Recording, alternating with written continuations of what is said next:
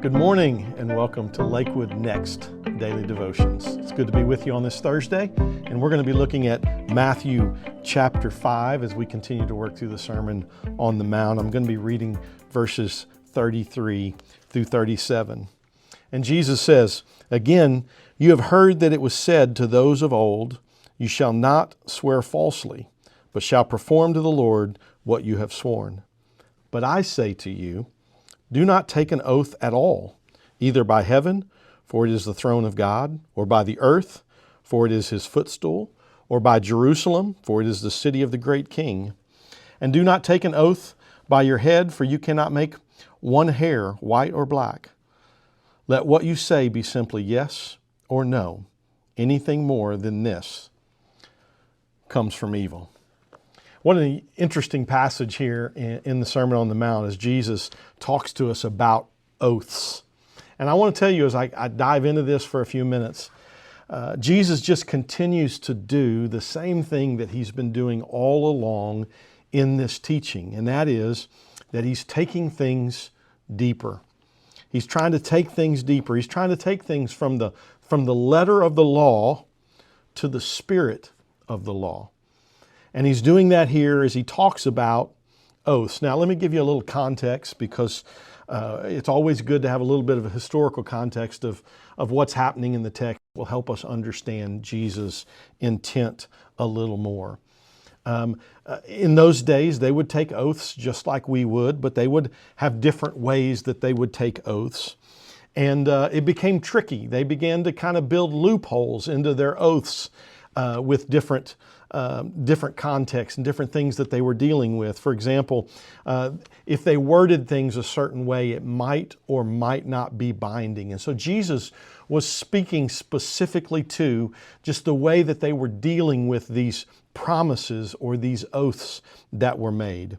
And so they would make oaths based upon Jerusalem, or they would make their promise based upon Jerusalem, and they would use technicalities. If they said by Jerusalem or towards Jerusalem, it might make a difference in whether or not the oath was actually binding or not. Or they might make a promise based upon the temple, and if they use the words by, or if they made the oath on the gold of the temple, it would be binding. So Jesus is dealing with these specific things that might seem odd to us, these technicalities that they were using as they were making these oaths. But he cuts to the chase. He cuts to the chase and he begins to say, listen, I want your yes to be yes and your no to be no. And so what is it that we need to take from this? Well, the point is that Jesus is telling us as his followers that he wants us to be truth tellers. He wants us to speak honestly and openly. The famous historian Josephus from the first century said this. He said, speaking of Christians, we should be so true to our words that the need for oaths disappears.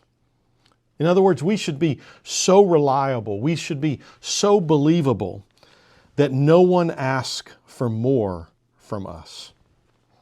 So Jesus is taking the letter of the law about oaths, and he's going deeper, and he's taking it to the spirit of things, and he's saying, listen, I don't want you to make oaths, and here's why I don't want you to make oaths. Because I want you just to not need to make promises, because you're honest and you're believable and you tell the truth. And so when we read this text, we wonder, does that mean that we shouldn't ever make any kind of promise, or we shouldn't take oaths like a marriage covenant is an oath and we sign documents that are oaths, but let's don't do what Jesus is doing. He's taking this from letter of the law to the spirit. Let's don't reverse that and take it from the spirit back to the letter of the law.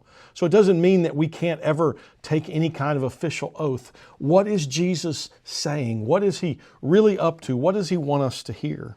He's simply saying, listen, as followers, we should tell the truth. We should be honest. We should be believable. We should be reliable. We should tell the truth even when it's not convenient for us. We should tell the truth even when it hurts, even when it's hard, even when it costs us. So I want to encourage you today as you hear the words of Jesus, as followers of Jesus, tell the truth, and no promises are ever really necessary. Be blessed today.